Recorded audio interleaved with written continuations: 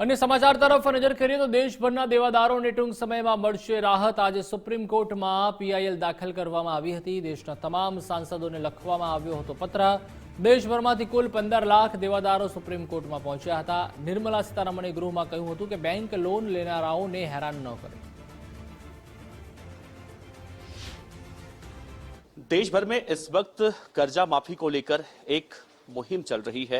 इस वक्त मैं दिल्ली के प्रेस क्लब में हूं और मेरे पीछे आप जो फाइल देख रहे हैं ये उन लोगों के द्वारा हस्ताक्षर किए गए फाइल है जिन्होंने किसी भी माध्यम से कर्जा लिया है और कर्जा माफी को लेकर सुप्रीम कोर्ट में आज एक पीआईएल फाइल की गई है। शहनवाज चौधरी जो इसका पूरा बेड़ा उठा रहे हैं मेरे साथ मौजूद हैं, इनसे बात करेंगे। शहनवाज जी, आज आपने पीआईएल फाइल किया है, क्या है पूरा डिटेल बताइए। देखिए, ऐसा है, हम लोग जुलाई 2022 से जनता की कर्जा मुक्ति के लिए प्रयास कर रहे हैं। हमारा मानना यह है जब बड़े बड़े उद्योगपतियों को राहत दी जा सकती है, उनका लोन राइट ऑफ अंडरराइट किया जा सकता है, उनका हेयर कट किया जा सकता है, तो आम जनता को, नॉर्मल व्यापारी को, नौकरी करने वाले को, साधारण गृहिणी को, क्या उनको ये लाभ नहीं मिल सकता? कोई ना कोई तो नियम होगा ना जिस नियम से उनको दिया गया। सुभाष चंद्र जी का आपने अभी 37,000 करोड़ रुपए माफ कर दिया गया, तो कैसे माफ किया? कोई नियम होगा, उसी नियम से आम जनता का भी कर्जा माफ कर दो। नहीं माफ कर सकते 2 साल का समय दे दो, यही हमारी मांग है।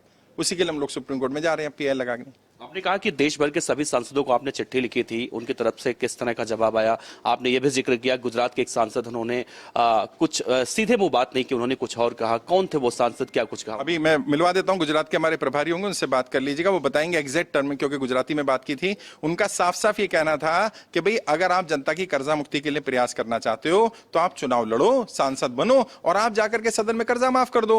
हम तो कर्जा माफ नहीं करने वाले, सीधा सीधा बोलना। और अभी 543 में आप हैरान होंगे जानकर केवल 9 सांसदों ने जवाब भेजा, बाकियों ने तो ये भी नहीं सोचा कि मैं जवाब दे दूं, जबकि उसमें क्लियरली लिखा था कि अगर आप जनता की कर्जा मुक्ति का समर्थन करते हैं तो बता दीजिए, अगर आप समर्थन नहीं करते तो बता दीजिए, क्योंकि अगर समर्थन नहीं करते तो कल हम आपके विरोध में जनता को बताएंगे। तब भी उन्हें सब फर्क नहीं पड़ता, उन्हें पता है धर्म जाति के नाम पर जनता को बांट लेंगे, जनता बट जाएगी। लेकिन जनता अब ऐसे बटने वाली नहीं है। सांसदों को सोचना पड़ेगा। 9 सांसदों के जवाब आए, जिसमें से 8 के सांसद ढुलमुल थे जवाब। उन्होंने कहा ठीक है, मुहिम अच्छी है, बात करेंगे। एक सांसद ने सदन में भी उठाया मुद्दा, ओवैसी की पार्टी के सांसद थे, उन्होंने मुद्दा उठाया था। क्या अगर हम टोटल देखें, एक आंकड़ा अगर निकालें तो कितना कर्जा लगभग होगा?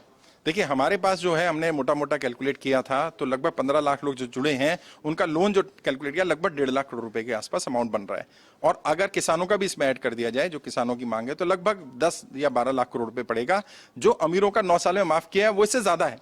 15 लाख करोड़ रुपए लोन राइट ऑफ किया गया, तो ये तो उससे कम है। और मैं कहता हूं कि सरकार एक साथ नहीं करके थोड़ा थोड़ा कर दे। भाई जरूरी तो नहीं ना कि सबका सारा लोन माफ किया जाए। आप सिस्टम बनाइए कि 1 लाख रुपए हर साल माफ किया जाएगा, तो जिसका 10 लाख होगा 10 साल में थोड़ा थोड़ा माफ हो जाएगा। कम से कम जो सरचार्ज लगा, पेनल्टी लगी, जो इंटरेस्ट पर इंटरेस्ट लगा, वो माफ कर दो। जिनका कमाई का साधन नहीं रहा, कमाने वाला नहीं रहा। मैं महाराष्ट्र गया, एक महिला मिली, छोटे छोटे बच्चे हैं उनके, उनको घर से निकाल के घर सील कर दिया, हस्बैंड एक्सपायर कर गए। वो कहती है मैं कुछ कमाती नहीं हूं, मेरे हस्बैंड एक्सपायर कर गए, बैंक सुनने को तैयार नहीं है। अरे भाई, क्या विजय माल्या को ऐसे ही घर से निकाल करके उसका घर सील किया था आपने? वो तो पैसा लेके भाग गया 9,000 करोड़ रुपए। आप बड़े बड़े उद्योगपतियों को राहत दे रहे हैं और जनता को नहीं दे रहे, तो ये तो ठीक नहीं है। क्या सुप्रीम कोर्ट से उम्मीद है आप? बिल्कुल उम्मीद है। जिस तरह के फैसले अभी सुप्रीम कोर्ट से आ रहे हैं और माननीय हमारे सुप्रीम कोर्ट के मुख्य न्यायाधीश जिस तरह के फैसले दे रहे हैं, मुझे पूरा भरोसा है कि वो सरकार पर जरूर दबाव बनेगा। और आज पीआईएल लगी है, देखते हैं उसकी कब सुनवाई होती है। शुक्रिया बात करने के लिए। कैमरामैन गौरव के साथ देवनाथ पांडे, गुजरात फर्स्ट, दिल्ली।